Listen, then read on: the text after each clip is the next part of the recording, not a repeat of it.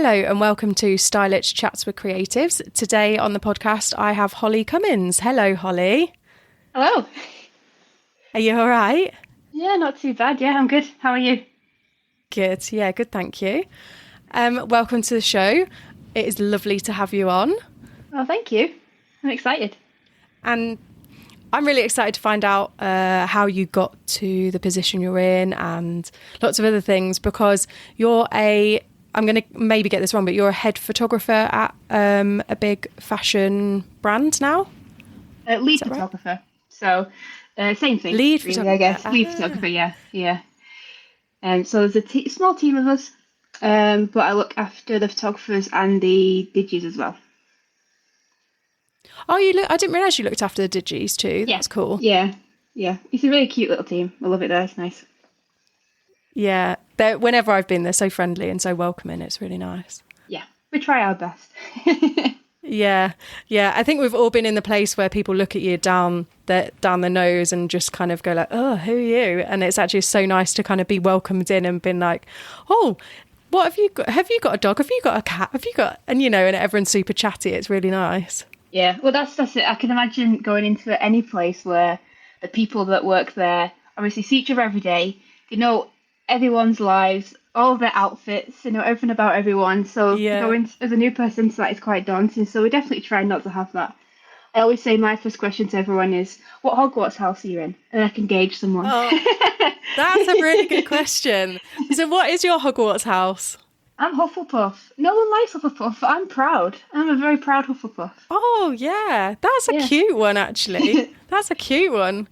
I'm not sure what I'd be. Not Slytherin. I'm not evil enough for Slytherin. See, Slytherin, you don't have to be evil to be in Slytherin. It's a misunderstanding of the house. I could talk about Harry Potter for the whole podcast, so I'll shut up. No, I love it. So me and my mum, when I went over at Christmas, we went off and bought everybody a book for Christmas Eve to open, and we found the 20th anniversary book of the first book. I can't remember what it was called. Chamber of Secrets, maybe, of Philosopher's Stone. Yeah. And it was a special 20-year anniversary, and I was like, me and Annabelle, my sister, have to have this book for Christmas, because even if it's not like the first one, I was like, we need to have it because it's a 20th anniversary. And I was like, oh my God, it's been going for like over 20 years. Like, what? Yeah, it's crazy. It scares me a bit because 20 years. So I was 10 when the first one came out. And I do not like to think that it was that long ago. It's gone very fast. No, I feel like I was like, I think I was like 12, maybe a little bit older. Maybe I was younger, actually. I think when the first one came out, I think I was like 6 or 7, actually, because I remember buying the second one when I was 8 years old. So maybe I was a bit younger, actually. So it feels like it's even longer than 20 years. Yeah, it probably is, because I feel like I was similar age to Harry Potter in the books when they first came out. And I remember my friend going and waiting in the queue at midnight at the local Waterstones to go and get it.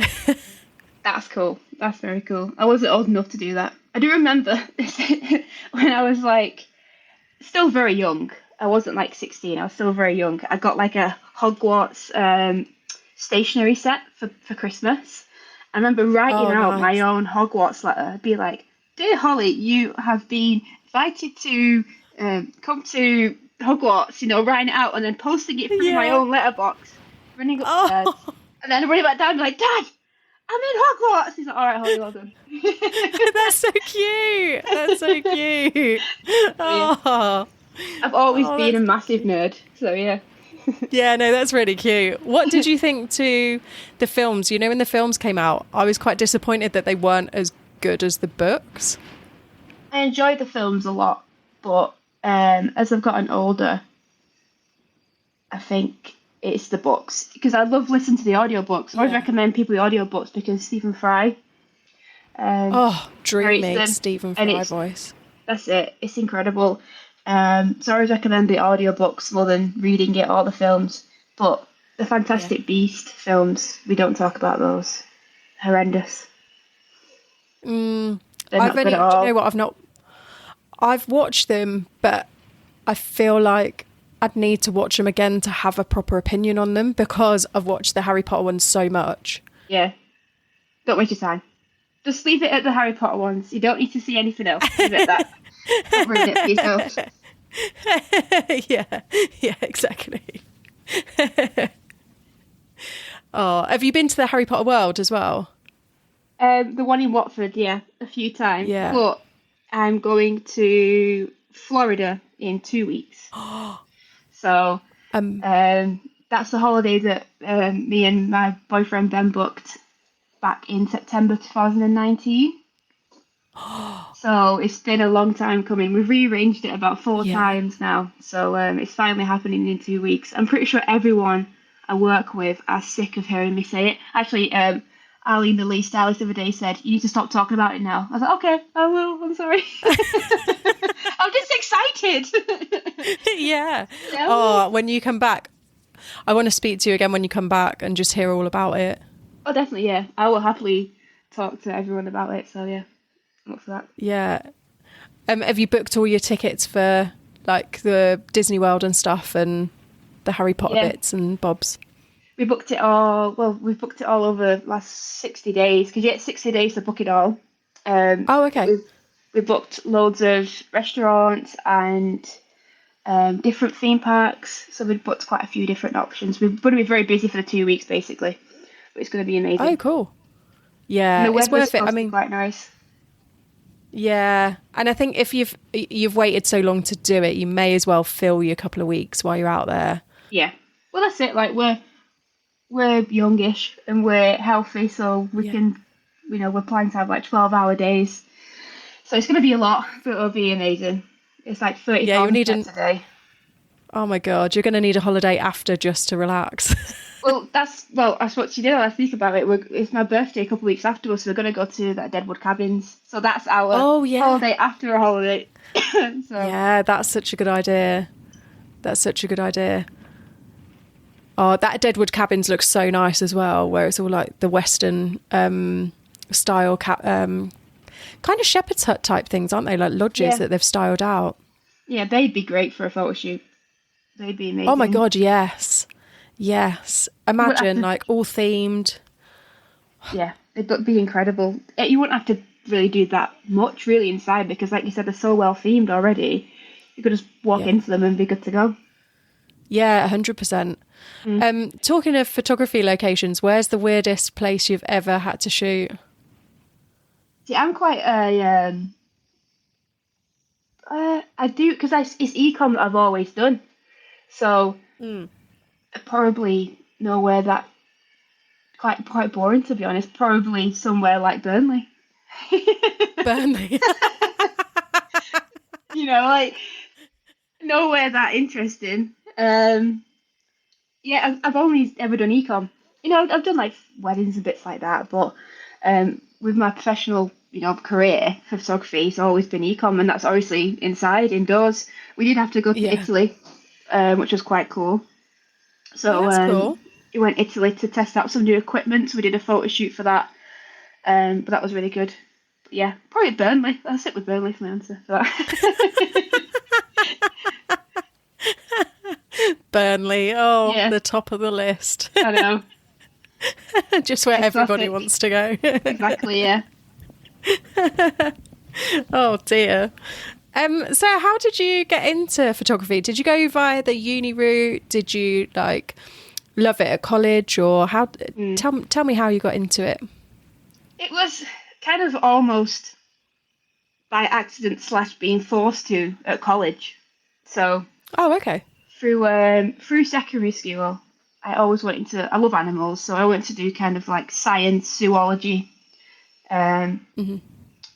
Basically obsessed with David Attenborough, Frozen Planet, Blue Planet, all them.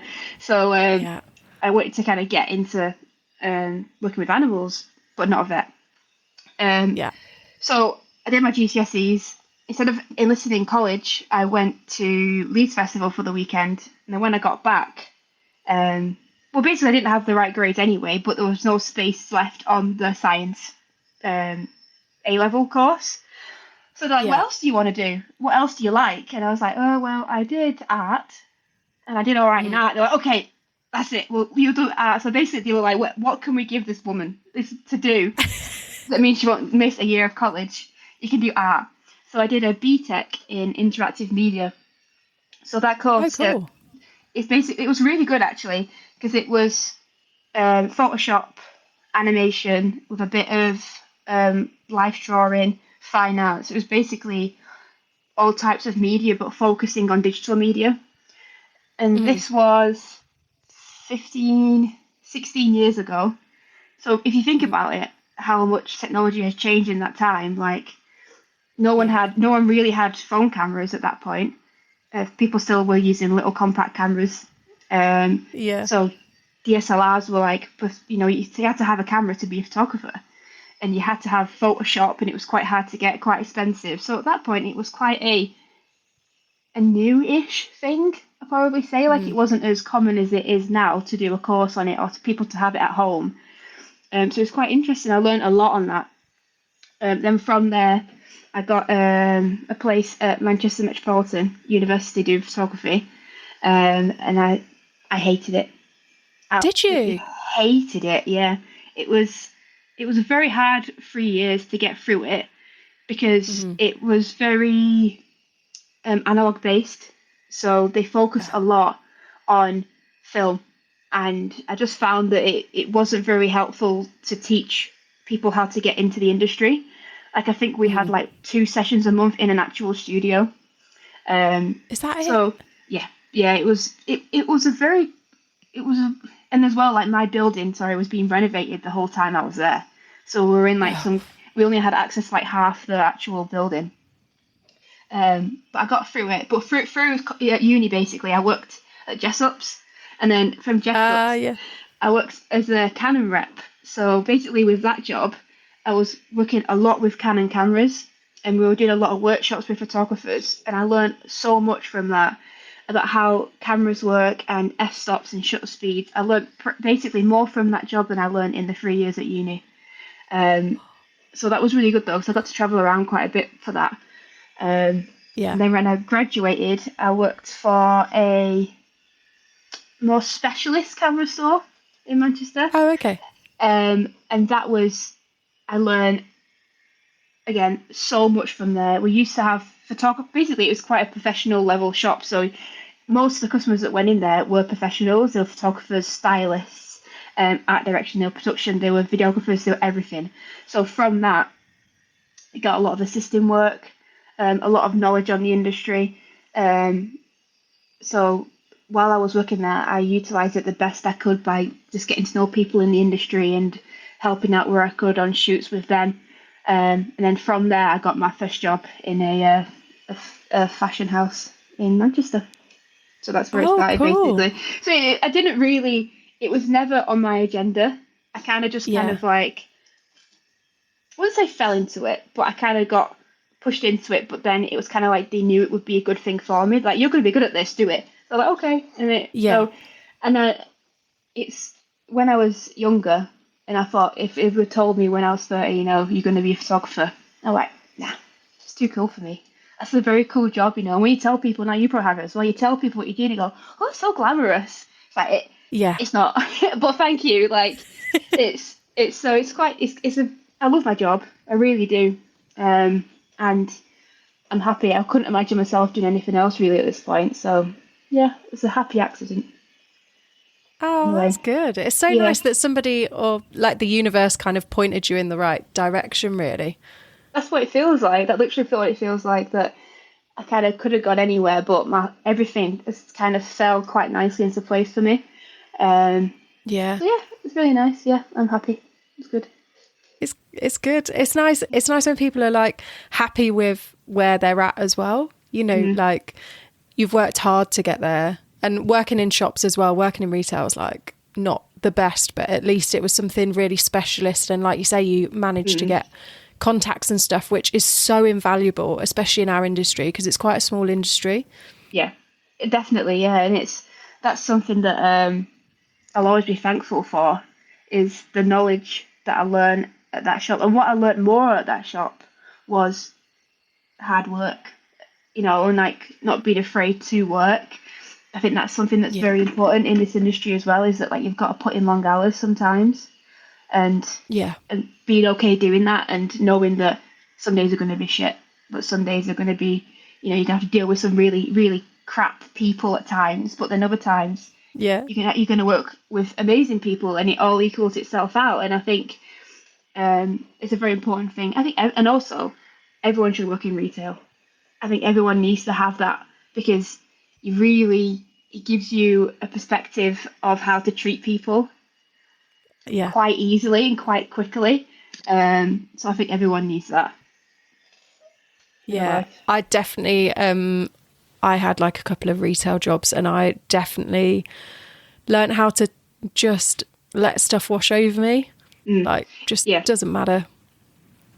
Yeah, don't take things personally. I think that's another thing that's really important in this industry, is because you're creating work to briefs and for clients all the time, that if they have any issues, it's so easy to take it to heart. But you just got to, push it over your shoulder and go, okay, whatever you want, I can change it. It's fine, and just get on with it. I think that's a very, very good point. A very important lesson to know.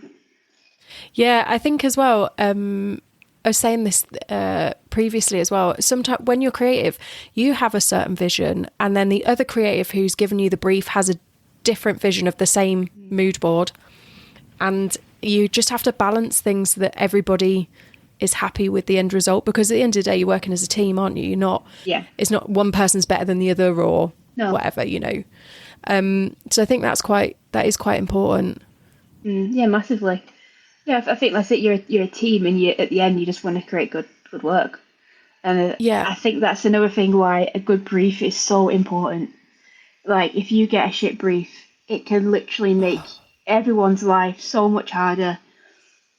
If they just put an hour effort into that extra, and it's got references in, lighting references, styling references, prop references, you know what you can expect, and it makes the day run so much smoother as well. I agree there, because if you get something with loads of holes in it, and then you take your vision of it, so say like for me, like a prop in, I'll take my idea of prop in, and then you get there on the day and someone goes, that's not what I want. It's like, well, tough tits now, because we've got everything, and you should have put in the reference what you actually wanted. Yeah. But then in a way, sometimes happy accidents like that happen, and you end up with a really great shoot. But no, I'm the same as you. I do like a bit of guidance of what people want. I'd rather meet their expectations and exceed what they want than second guess and feel stressed out like for the whole day about it. Yeah. Or as well, it just makes it more stressful leading up to it, because you've got to constantly be asking questions. And then I found that sometimes you get a brief that's not that strong, so you're asking questions, and they can sometimes get the impression of like, well, why are you asking so much questions? You don't know what they're doing. They're like, well, yeah, I do. It's just that I just need more from you to begin with, and then it becomes it can become a quite awkward situation, can't it? Really. Yeah, for sure. And then as well, sometimes if you're on set and say your day's really long, like I don't know, sometimes you can have like 12-hour days, and you're getting through with drinking loads of coffee and having like dance music on just to get these shots done. And then someone throws a curveball and is like, well, why don't we try this? And it's like 5 to 8 in the evening. You're like, I just don't have the energy for, I don't know, throwing disco balls at the model. Like, just like manage the expectations a tiny bit. Yeah, exactly. Yeah. If I have some wise idea. So if that was in the brief, I could have happily planned in the throwing of the disco balls, but not right now. Yeah, exactly. Like at 8:30 in the morning. Yeah, we could prioritise that for any mess, maybe. Yeah, when I've got energy. Yeah. So I was going to ask you as well what your favourite subject is to shoot. I know you shoot a lot of models, but is there anything that you shoot out of work? Like, do you pick up your camera out of work? Because, sometimes the last thing, you've seen how I dress sometimes at work. Last thing you want to do is make yourself, style yourself, or, shoot extra out of your job. Is there stuff that you do outside as well? I used to. Did you? Yeah, I used to. Well, I do maybe I still do the odd wedding. I do a couple a year maybe, but not that many. But that's mainly for extra income in Yeah. the times that we're in. You know, like it's Yeah. weddings are something that I've done quite a lot of in the past, and like I said, I do still do a few a year, but not particularly something that I enjoy. They're very stressful. Um, Yeah. I really enjoy still life. That's where I started off with still life. Yeah, I really enjoy it. Yeah. I find I could be more creative with still life, and I think that I also really enjoy the retouch of it as well. Um, Oh dear. yes, I'm not saying I'm good at it, but I enjoy doing it. You know, like there's people out there that are 100 million times better than me, but I just like the how that still life photography can be a bit like magic. You know, you've got a really with model, you know, you can hide stuff, but with still life, I find that in the past when I've done it behind the scenes, so much work goes into it to make the image amazing, and you can change it from. I just find that I find it a lot more creative for me anyway. Yeah. Sorry. No, you're right. I'm definitely, well, you know as well, like I Yeah. can style model, but my preference is still life. Mm. I just find it easy. I don't, Yeah. It's the I think pace there's a of lot it of as people well. who find it hard. Yeah. Yeah. Whereas, The pace, carry on. sorry. I just find with you can sit back and think about more. Whereas with model photography, I love it. I really love it. But sometimes it's such a tight deadline, and every single minute is counted for, and you go over quite a bit. That with still life, you can just sit back sometimes. Not that it's easy, it's still tricky, but sometimes you can kind of sit and look at it and go, all right, well, let's really, really make this amazing, you know. And you have that time, and it's a smaller team, so it tends to be a lot more relaxed as well, what I found anyway. Yeah. So I just find it more enjoyable. But my last maybe 4 years at where I'm a current job, it's been 90% model. So that's really made me completely love model photography again, because the job I had Yeah. previously to this one, it was 100% still life work. So to go from that, it wasn't 100%. It was probably, whereas now my job is 90% model, 10% still life.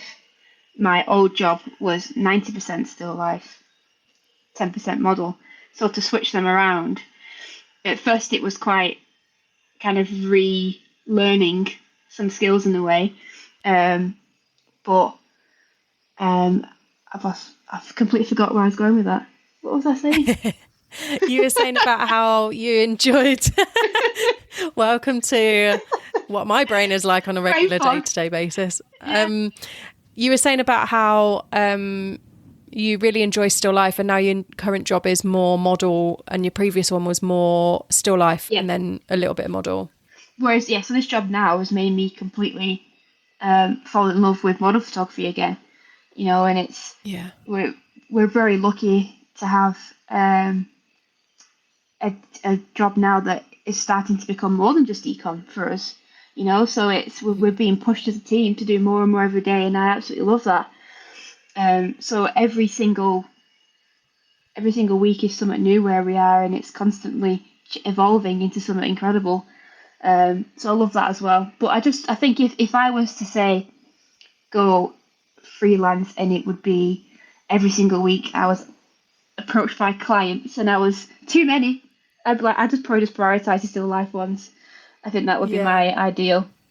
Yeah, I definitely enjoy it. It's been really nice to do like the Christmas shoot that I did recently for the company that you work for as well. Yeah, And they were yeah, like, can you make a tacky 90s kitsch Christmas tree? And I was like, I am on that. And she was so happy with the stuff. And you know when you start to second guess yourself, and then I'm like, oh God, this is too tacky. And she was like, oh my God, I love it. And I was like, this is the kind of job that I absolutely adore. And then I really love, same as you, I love going and doing the still life pin-up or mannequin or shoes, except for gladiator shoes, unless you've got half an hour per shoe, because they're fuckers.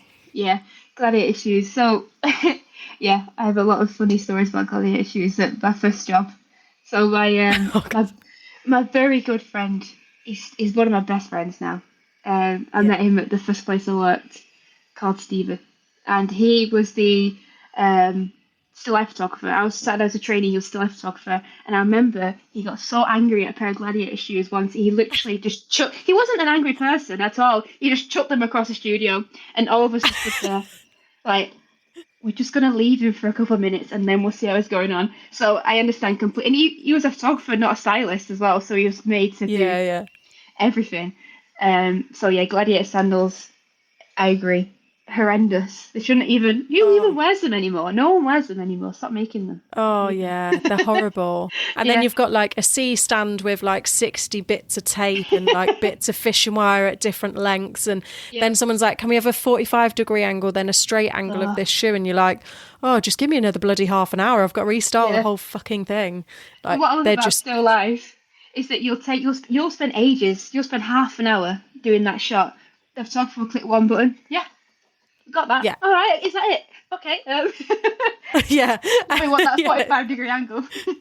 Yeah, yeah, exactly. And that's when you're like, that's when I say to the photographer, like, I could really do with a brew. Just give me 10 minutes. Yeah, yeah. It is like those kind of things are really can be really frustrating. So I see where your photographer friend did launch one. I've been known to like just have to take a breath and step away from them Yeah, and then come back to them yeah. because they can be frustrating. And then you get strappy heels as well. The heels that go all the way up someone's leg. Not the heel, sorry. The strap that Yeah, can wrap yeah, the around. strap. At least for gladiator sandals, sometimes it's quite a sturdy material. But with the Yeah. strappy heels, it's just lace in it that you've got to make look the same. Oh, horrendous. Yeah, Yeah, and absolute magicians. I'm not cool. I'm not cool enough to wear those shoes, so I never really know how they're supposed to be worn properly. So I'm like, oh, Yeah. does this look right? I have to go and grab someone who's cooler who would wear them and be like, does this look right? If I wore that, it would look like it'd be a sausage. My skin would just like split out from the. Oh, it'd be horrendous. And also, Yeah, mine too. yeah, I would never wear them. I No, think of me in a pair of those. I'd I'm like, fall no. over. Oh, straight away. I'd break my ankle or something. It'd be horrible. Yeah, Yeah, yeah, they're just awful. They're horrible shoes. the worst. What's the worst thing you've shot then with regards to still life other than gladiator shoes? Kitchenware. It's all reflective. Kitchenware's horrible because it, especially like e-com's kitchenware or creative kitchenware, you can get a fork, a spoon, and a knife. Each three items that are normally silver, well, silver look, Yeah. with pieces of metal that are pointing in every single direction separately, to which you then have to make it look like it's just plain colour. So it's just horrible. I hate it. Same with any toaster or kettle or anything like that. Yeah, kitchenware. I don't miss doing kitchenware. It's the worst. I just remember being on a set where it was a flat creative still life shot.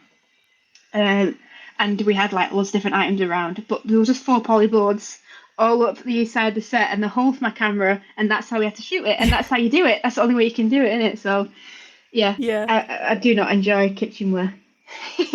No, I'm with you, and especially if you've got to spray it with matting spray and dulling spray, and then you send it off to the art director, and they go, "Can you just move the fork?" And you're like, "Oh no, now I've got to respray the fucking thing again." Yeah. Oh god, yeah. The worst. The absolute worst. Never again. Yeah, they're not like. Yeah, I'm not a fan of kitchenware, especially when you're styling it as well. You've got to wear like white gloves because you don't want to get fingerprint marks all over it because you think you've cleaned it and you actually haven't. Yeah. Like there's another fingerprint somewhere. That's really frustrating. But it's funny about how you're saying about a polyboard like pyramid where your camera's through the hole, because then the amount of times I've had to go into a set like that and then find my way back out of it without knocking everything over. Just trapped, like it's some kind of crystal maze. Yeah, exactly. I think we ought to start a crystal maze with tasks like this and get the general public to get out without knocking anything over. Yeah, it's so hard. You can't do it. I always, what is it, Arlene that works at this, again says that photographers have sausage fingers So you'll have like a shoe set up, and I'll know it just needs nudging a bit. So instead of just annoying anyone, I'll just go and nudge it, and it'll just be like, it is ruined. Like, I'm sorry, it's done. You gotta do it all again. So I just stay away now. Leave you guys to it. You guys can get yourself out of that and figure it out. Yeah.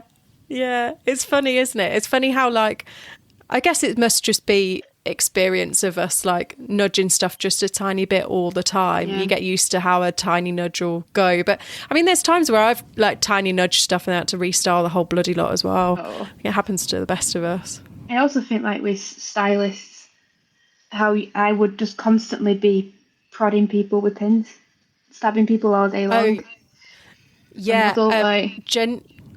Genuine story from when I first started styling models back in the day, so talking over a decade ago. I accidentally clipped somebody's back into the bulldog clip, and she yelped, and I was like, oh, what's wrong? And I realised I caught her skin. And this is back in the day as well, where places were not as size inclusive, and so this girl was only like a size 8, and I'd managed to catch her back. Like, but yeah, I feel for her. Like, brutal. She must have had like the most brutal number 11 bruise on her back. Like, it's a very, very weird bruise. Yeah, very strange. Yeah, it's so weird. I don't miss working with models. I don't mind working with them, but I don't miss the intensity from e-com shoots. I feel like it's can be quite intense on there. Yeah, that's it. Like it's high target, and you have to get it done. You know, so it is very intense. But I think some places can take it a bit too far, and work people too much. Again, that's why I'm really happy where I am now, because we understand that we want quality over quantity in a way. You know, we make targets lower than other places I've worked and places where I know my friends work, because we know that your staff will be unhappy, the model will be unhappy, and the shots won't be as good because you're shooting too much. So it is a lot. And as well, like, you know, it's a white box, and it's a white box that you step into every single day, and that can get a bit hard to be creative. But then opposite side of it, you know, you think, I have a white box, I have to really be creative now, and it makes you think more and use props and, you know, really, really go into how you can utilize the space and the surroundings as much as you possibly can. So you have to be more creative, really, more than anything with it, I find. I think maybe not now, but like a lot of people kind of used to downplay e-com and kind of be like, oh, I want to be a creative photographer, I want to be on creative shoots. Well, you can still be creative on e-com, you know, it's literally no company, no website could sell anything without what you do. And that's so important. And people definitely downplay it. But I really enjoy e-com. I just find that it's very creative. It's moving so quick all the time. It's evolving every single week, and everything changes all the time. And you've got to constantly be looking at what your competitors are doing and how you can improve what you're doing to keep up in a way. And you really go into the nitty-gritty detail of everything and how it can be the best that it can possibly be, and I enjoy that. I like e-com. I think that it's changed a lot over the past decade or so as well. It used to be way more rigid, and I feel like now the likes of big online fashion houses, they're kind of a lot more creative in their e-com than what we used to be when I was working for a fashion house like 10 years ago. They used to be like, they like a certain 10 poses, one hand in the pocket, one hand in the back pocket, the little peanut, you know, in front or whatever. And the little like two OKs together. And I think that now they're way more, I feel like it's way more fluid. Like you see lots of different poses, there's lots of different angles. It's not as rigid as in your tripod has to be 1 meter high and the lights have to be in a certain place, and it, you know, the background horizon has to be here. It's way more like, okay, so you look really cool from here, but if I go on my knees, you'll look even cooler, and we're going to shoot from here, and then I'm going to grab the ladder and shoot up here. And I just feel like it's way more creative than what we used to do. Yeah, definitely. I think social media's had quite a big impact on that, because people will, like I said, for everyone has a camera now, and everyone can create photography and interesting photography at home. So Yeah. you have to kind of move with the times in a way with what you create for ecom. And as well, I think, like, obviously, especially the last couple of years since COVID, there isn't as big of a budget in places anymore to go to Yeah. Miami every time you want to do a big creative campaign, or there isn't the budget there anymore. So people have realised you have a talent in an ecom studio, you have the space, utilize it, and I think that's something that in a way is a bit of a positive, I find, that's come from the whole COVID situation. And because for us as a department where we are now, we're doing, like I said before, we're doing so much more now than we used to do, and so many more creative shoots that are past ecom. And I think it's incredible. I think it's so good.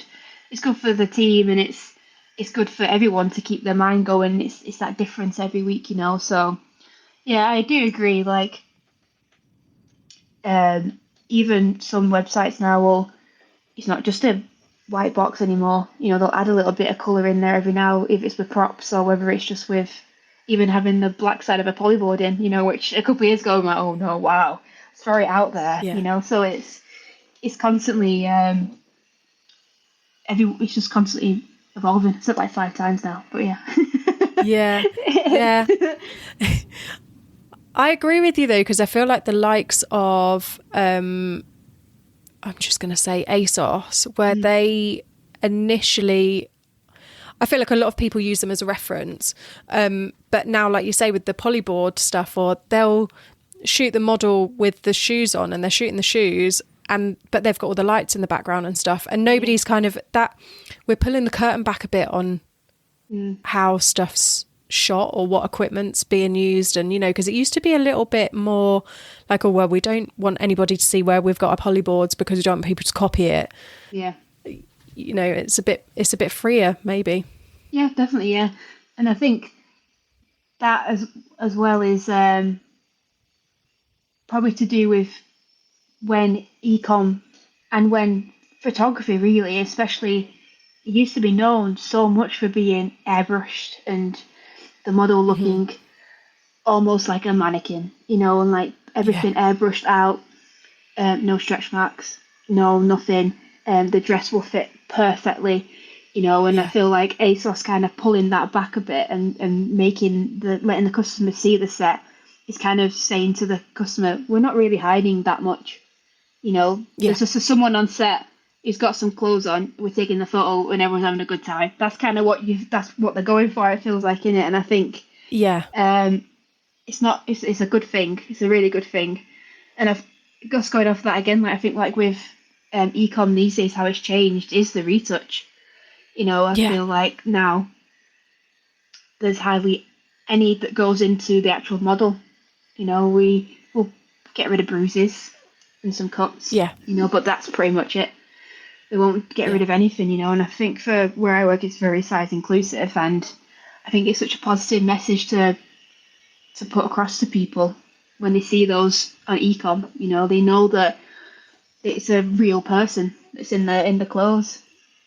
Yeah, 100%. Like when when I used to shoot for a big department store years ago, they used to retouch everything, like zoom in like 500% on this woman's bum to get the fuzz off or whatever. And, like that's not normal. And like their faces would be heavily retouched. And, you just think, isn't it funny how that used to be the norm? But also it wasn't really, like you say, it wasn't very inclusive of everybody. And it used to make me almost feel awkward looking at these size 8 to 10 women and thinking, well, I'm a size 14, 16. How does this represent me? How is that going to look good on me? Yeah. Yeah, it's true. Yeah. It's nice to see people of all sizes now, isn't it? Even to see people with like tattoos. We've got quite a few tattoos between us, and I think a couple of years ago they would have all been removed. On quite a lot of websites they would have gotten rid of every single woman's tattoo, and it's something again that I think's changed very recently. I think really for quite a lot of brands is that they'll keep them all in now. Even like not even some of the older type brands that are their target audience is probably between 40 to 60. They're keeping them in now as well, and I just think it's just becoming a lot more of an inclusive environment, even for the models. It's a lot more inclusive too. Like, I think it's fantastic. I think it's really, really good.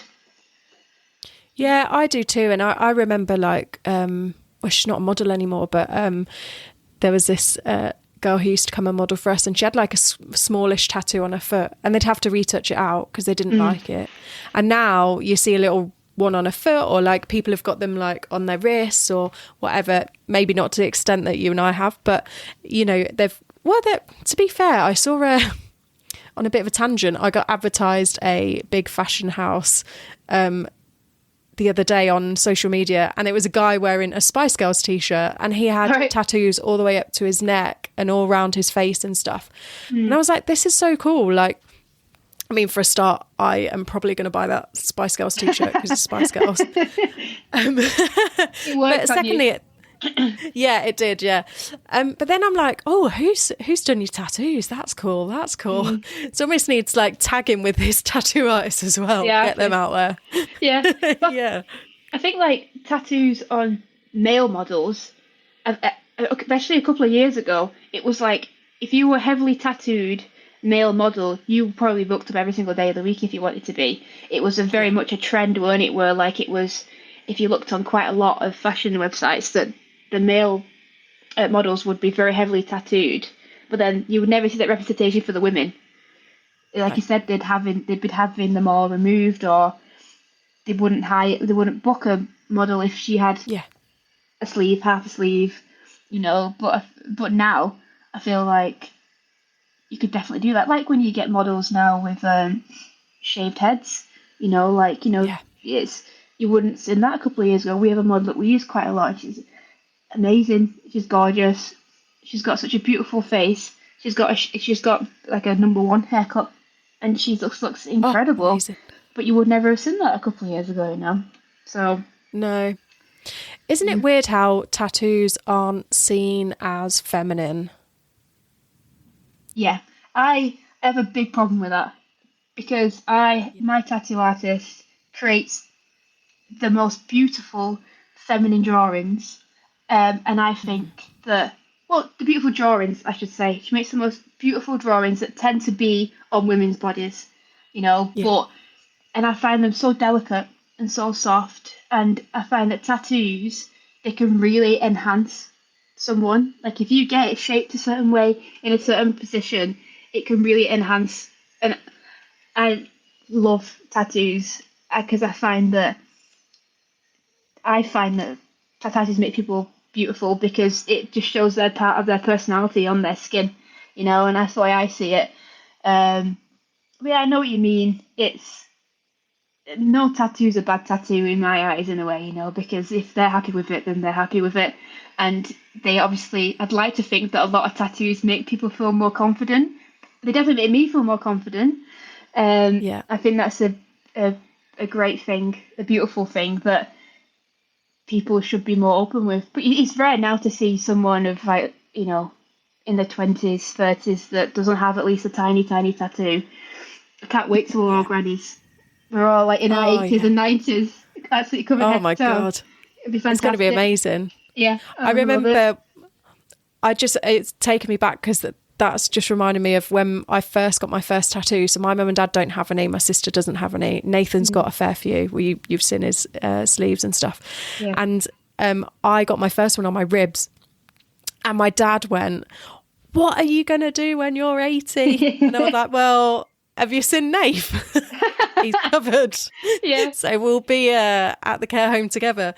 But now, like you say, a lot more of us have got them. And what a great way to document parts of your life, or like you say, enhance a part of your body. Or because I don't know about you, I remember most of what I was feeling when I got a tattoo, not just searing pain, but like, you know, at what point I was in my life getting a tattoo. And like, I think it's quite a journey. They're quite, I mean, like, obviously I'm biased, I love them, but it's weird when people come up to you and go like, oh, what does that mean? And you're like, it just means I'm cool.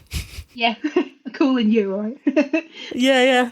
I know what you mean. It's I genuinely, it's going to sound really cheesy, but every tattoo I get, I just feel a bit more like me, a bit more confident, a bit more like comfy in my skin. Like it's strange because the first couple you get, you really overthink them, and you really go, I hate to sit this idea for 2 months, and if I still like it, then I'll contact them, and it's 6 months till a tattoo. If I still like it, then I'll do it for the rest of my life. Some of the tattoos I got when I was like 20, I wouldn't get them now, but I don't hate them. You know, like you said, I look back on them and I go, I remember getting that tattoo. You know, I remember who did it. I remember how old I was, how I got there on the day, you know, who I was with. I remember the whole journey, you know. And that's something that you can't really get any other way. Like I've got a vintage camera on my arm because I always said to myself from when I was in uni, hating it, that if I ever became like a professional photographer, I'd get a camera tattoo. So when I got the job I'm in now, I was like, well, this is it, surely. So I got a massive camera tattooed on my arm. So I was like, there's no way I can show my dedication any other way than that.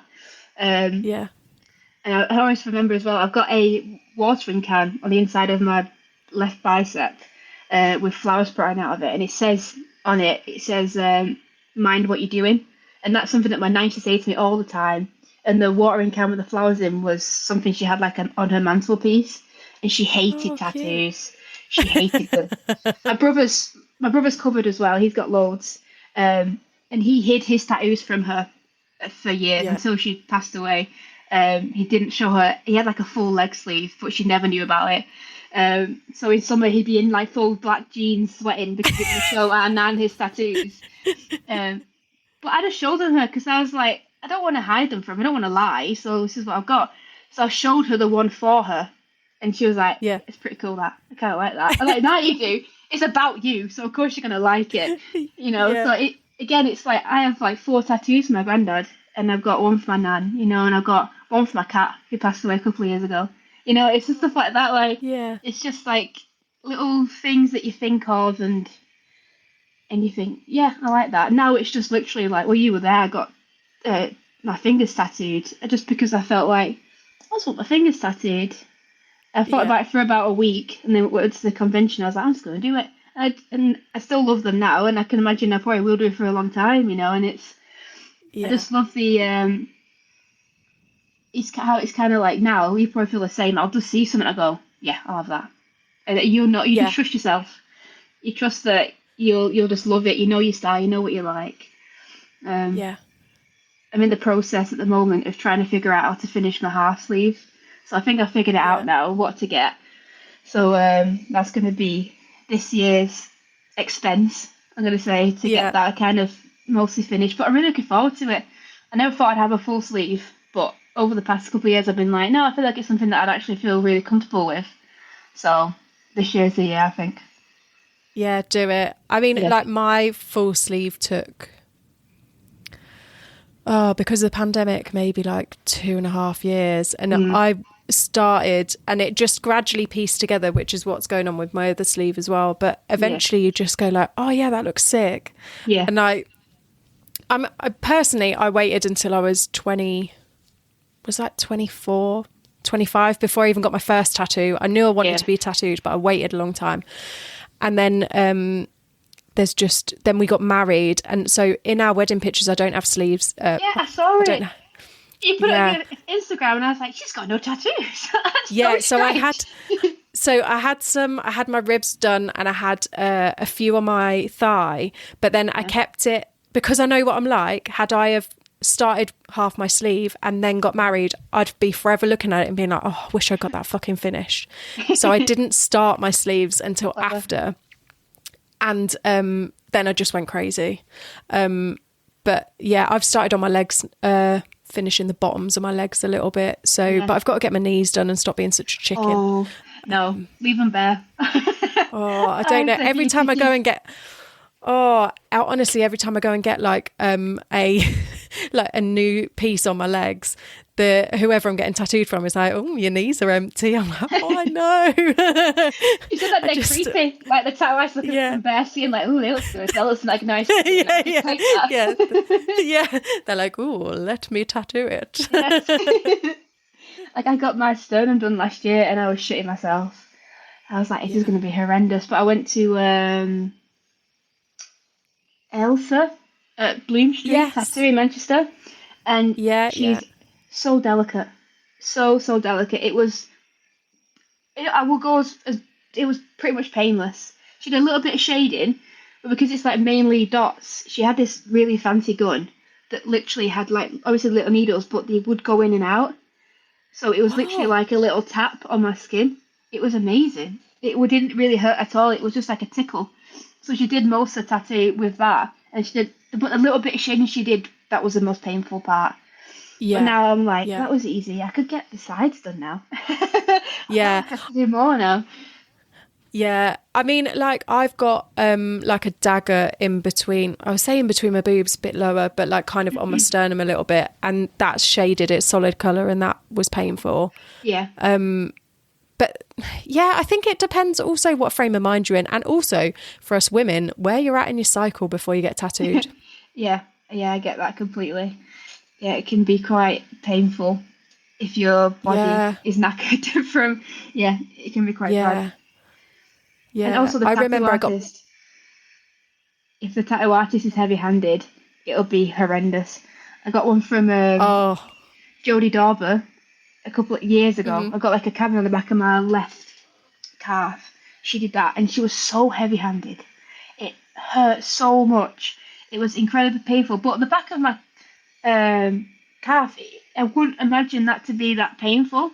You know, I've had my shin tattooed, and that was all right, you know. But I've always got the back of my calf quite fatty and flabby. It'd be quite soft, but it hurt horrendously. So my most recent one is the back of my calf, and I didn't find it that bad. Yet, like, was it like September time last year? I had the back of my thigh done by someone who was incredibly heavy-handed, and I swear I saw fucking Jesus. It was horrible. It was horrible. She was like, oh, I'm going gentle near your ditch. I'm like, why aren't you going gentle for the whole fucking thing? Jesus. Like, it was horrendous. Yeah. Okay, I know you did that, yeah. Yeah, that's just really heavy-handed. But as well. Yeah, it was a 4 hours of actual hell. But then when you've been through like that, then you're like, well, fuck it. It doesn't hurt, like nothing else is going to hurt. And then you're like, oh, I've just decided to get the inside of my thigh done. Why have I done that? You know. Oh wow, yeah. Have you got your fingers? Yeah. No, not yet. Yeah, I've got my hand, and it goes over my like wrist bone. So where the little dog flowers are, I got my hand up to the dog flowers. So for listeners, it's kind of 1.5 inches past my hand, 2 inches past my hand, all in one go. And I got that done whilst I was having an endo flare as well. So I came home, and my endo flare was worse than the pain in my hand. And so my body was like fighting like two painful things at once. No. And I was like, I don't know what to do. Like, laid on the floor, like, Like, get me hand, not be able to help yourself as well. Because like my hand swelled probably double the size what it is, and my skin was peeling on the palm of the hand as well. But oh my God. I have to say, I thought I felt really nervous before I got my hand done.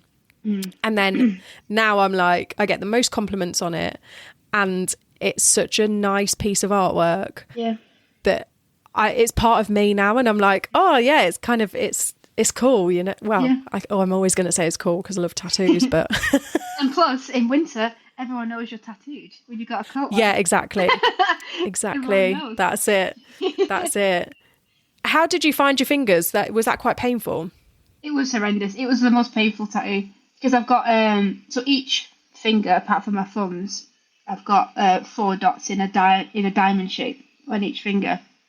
So it's my hands, I could see the tattoo artist tattoo them. So I could see when she was done with each circle. So I've got 16 dots on my fingers, and I counted down every single one on each hand because and I could literally feel the needle vibrate in my nail bed. Yeah, it was horrible. It was horrible. And I don't know how people have like their entire fingers tattooed, because I never want to experience that again. And also still now the scar tissues can sometimes like flare up maybe, and it gets super sensitive. So my friends, my best friend, she's got tattoos on her fingers. She must have got them 7 years ago, and she says it's only until recently that they've calmed down and they don't hurt anymore. Yeah. So think about that. It's worth it. Yeah. I definitely had that with my hand. I had my hand done just before Christmas. I think it was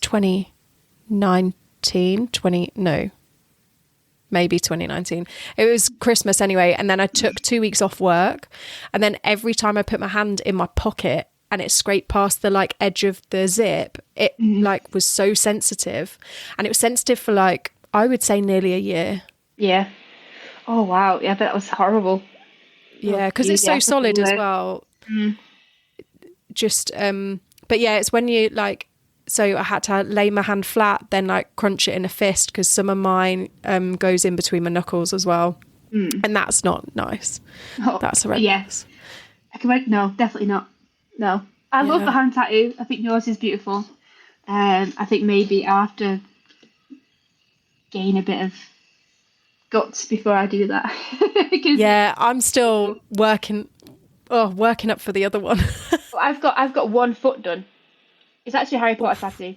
Oh. Yeah, I've got 1 foot done, and I remember I couldn't lace my shoes up afterwards. Oh. It was that bad. And I'm also, I don't know what to get my left one done like, but I know that I feel off balance. So I'm like, I need to get it done eventually. Yeah. But I just have to work my way up to sitting through, I think it was like 4 hours, 3-4 hours to do that. And that'd be a long time away for sure. Yeah, I'm the same. I can sit for about 4 hours now, and then I'm like, I'm done. Yeah. We need a second session. Like, yeah. There's no point, I think, in being like, all like Billy Big Bollocks and be like, I could do 8 hours, and then like making yourself faint or whatever. Like, I'd rather do like a few little sessions and get something done than try and get it all done in one go. But I get the unbalanced thing. I feel the same about my right hand. But then I'm like, do I go back to Polly, who did my sleeve, to get her to do that hand, because she's so rapid and so accurate that within an hour and a bit it'd be done? Or do I chance it and go to somebody else and get something? I'm in that boat. Yeah, I know what you mean. It's a good question. I think go for the person who you know is going to do it well. Because is that the person who did your other hand? Yeah, she did mine today, left sleeve, Yeah, I'd go back well, it depends if you want your other sleeve to look the same. If you want a different theme, a different style for your other sleeve, then maybe. But if you want a similar style, I'd just go back to her, because you know what you're going to get then. Like I said before, like tattoo artists can really change how painful a tattoo is. So if you choose something you've never been to before, and actually they're quite rough, that would be hard. Yeah. That would be a hard one for sure. Yeah, I'm so glad I didn't get the girl who did the back of my leg to do my hand, because I think I probably would have cried. Oh, no. Yeah, don't. No, that sounds horrible. It's a lovely tattoo, though. The one on your back of your eyes, it's amazing. But what went into that? I mean, a lot of sweat and almost tears from my part. And all I had to do was lay down. But no, it's a really nice tattoo, but she went deep. That fucker is not going anywhere. No. You have that for life. If you don't want it anymore, it's not going anywhere, Yeah, there's no amount of laser that's getting that fucker off. And it's red as well. Is it red? So yeah, red and pink. It won't help. Yeah. It's beautiful though. You'll want that forever. Yeah, exactly. That's it. I said to the guy who did my I've got like a Cornish sea coastline and a seal on the back of my calf. He did it last month, and I said to him, I was like, please don't go near my ditch. I can't have two close together next to my knee ditch, because I'll just cry. I won't get any more tattoos. But then it actually didn't fit with my jellyfish that I've got on my leg. It didn't fit higher up, so he was like, I'm actually going to have to put it a bit lower. So I was like, phew, we can deal with that a different day. Yeah. It's we've gone completely off photography there, haven't we, really? And then we've just gone on to tattoos. Knew that would happen. Oh well, yeah, and also, you know, it's part of your creative journey, I think. Yeah, it's true. Yeah, like I said, like I got a camera when I knew that photography was going to be something that I was going to do for a long time, and I find that it's kind of wearing what you are on your skin in a way. Yeah. So you know. Yeah. You know where you're up to in your life. Yeah, it's just another creative. Sorry, my cat's meowing.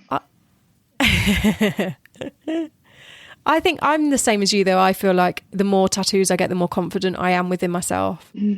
Yeah, because I suffer really badly with imposter syndrome. And I don't know whether that's like it's something that stemmed from having not just a bit of anxiety in my life, you know, not like anything that's been properly diagnosed or anything like that, you know. I'm just an anxious person, and I think the imposter syndrome has come from that. But then doing little things like, you know, getting more tattoos and going to the gym and bits like that, you know, that really helps me kind of build my confidence up. And I find that confidence translates into work, and that when I'm at work, it really helps me just kind of have more faith in what I'm doing and what I'm producing, you know. But equally, I mean, from that as well, like I find that the imposter syndrome and the anxiety means that when I'm on set and before that, when I get a brief or we get told we need to do something, I am prepared.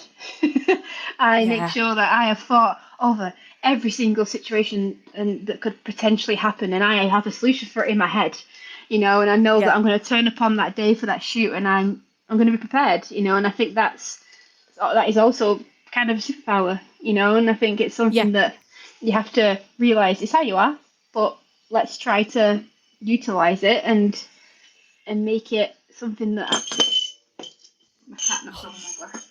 It was empty, it's fine. Phew, at least it hasn't gone on your laptop. It's respectful.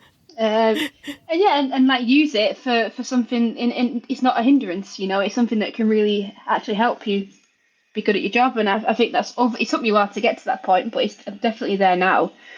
And that just, you know, but maybe that comes from becoming more confident in a person that I am, you know. So it all ties together. Yeah, and I think the more confident you are and the more like doing a bit of exercise and leaning into a little bit of the anxiety and making yourself kind of almost relaxed, then you are going to get the best out of yourself, aren't you? And the best out of your shots. And, you know, I think I think it's a good thing. Yeah, definitely. And I wouldn't like to go in being too confident. I think if I went into a shoot one day and was like, I know what I'm doing, I don't actually prepare, it's fine. I turn up on the day and I feel like if stuff will just go wrong, you know. And it helps because you ask the questions beforehand that you need, and you just make sure that you communicate with your team better, because I always think, oh, well, if I was them, I'd be thinking this right now, so I'm going to figure it out and let them know, or they need a hand, you know. I feel like you become more of an empathetic person, and it's more of I'm very into this a team thing of like, okay, the prop needs to go away. Oh, well, that's their job. It's not. Let's all do it. It'll be done quicker. Yeah. Let's get it done now, you know. Or, you know, like I've been a studio assistant. You get the shitty jobs. You've got to do the things that no one else wants to do. I've carried gallons of water up 4 flights of stairs because you need to wash the model's hair. You know, you've not got a tap. You know, you do it. You get it done. And I think it's something that sometimes, not just in our industry, in every industry, people can be a bit shy of work, and they kind of go, oh, no, they can do it, it's fine. But no, get stuck in and be more respectful and thoughtful of the people around you, and the day will go quicker and smoother. and on a Yeah. shoot, because everything's so time sensitive. I think it's so important that that happens and everyone has Yeah. a good day. Yeah. I completely agree with you. I'm completely like 100% with you. If like an assistant needs a hand or someone needs holding, or, you know, you just unload the van or whatever, you just all have to work together as a team. And I think, like you say, it makes the day go quicker, and you're having more fun because you can have a bit of banter, and, you know, there's Yeah. no like, oh, get off that because that's my job. Like, you know, I'm not here for that. I really don't no, like me. that type of mentality. And I also think that is a mentality that's kind of dying with a generation of, especially photographers. So like when I was starting out in a job that I had previously, for instance, the one that was mainly like 90% still life, it was just a very male dominated studio. But a lot of the males were probably 40 upwards. And I just found there was an air of like arrogance to them. There was one time when I had a couple of days off. So we all had our own little stations. I had a couple of days off. And then we came back in, and one of the older male photographers came over to me. He's like, "Oh, by the way, Holly, while you were off, I saw that you had your brightness on 100% on your screen. And I really think it looks better when your brightness is at 80% on your screen. So I lowered it down for you." And I was like, "But why?" He went, "Well, you can see the colours a lot better." And I'm like, "You probably can. But I've not had any complaint. No one said that, like, Holly, your colours are off or anything like that. So why are you coming Yeah. over, literally telling me changing my whole equipment?" But he was, I was permanent and he wasn't. He was like a permalance, like freelance. And he kept used to going, Yeah. "But you're the full-time staff. You're the one that's here full-time. So if you don't want to listen, it's fine." As in, like, I thought I was better than him, but I never would have given that impression. Yeah. Um, but, it should be an environment that you're willing to learn off each other. Yeah. Everyone has knowledge, and no one's better than anyone. Even though I'm a lead, I'm not going to sit in a room and go and not take advice off anyone. I literally need everyone's help. Everyone needs everyone's help. Everyone's got different experiences, they've been on different shoots, they have different knowledge, and I think that you need to be sharing that. And if you're not in that mentality, it's just very selfish. And I think that is dying with a certain age of photographer, and that kind of misogyny that comes with that as well. A lot Yeah. of you've been in our studio, it's very female orientated, and I love it. We have a lot of comments Yeah. from models, especially, of how nice it is that we have a largely female team. Yeah. So it's just Yeah. getting better and better, I think, the industry. Yeah. I agree with you. I think you're right. I think there is a certain level of dickhead that hopefully like dies out, really. Like, I I'm was not trying quite to as be a bit polite as polite. you about Yeah. it. Yeah. But no, I'm the same, and like it's nice to see all these younger women come through, and it's good to learn off each other. I think it's the best way for everybody, really.